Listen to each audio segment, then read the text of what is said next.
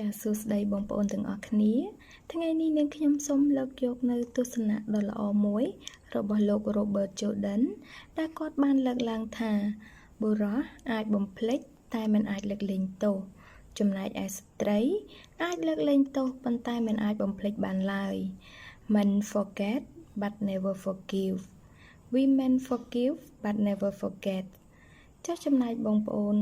ទាំងអស់គ្នាវិញតើយល់ឃើញយ៉ាងណាដែរចំពោះទស្សនៈខាងលើនេះហើយទស្សនៈដ៏ល្អនេះដែរនាងខ្ញុំបានដកស្រង់ចេញពីសៀវភៅគោលការណ៍ស្ត្រី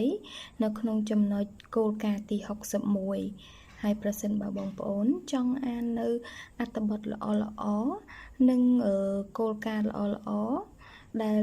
និយាយទាក់ទងអំពីស្ត្រីបងប្អូនអាចទៅអានបាននៅក្នុងសៀវភៅគោលការណ៍ស្ត្រី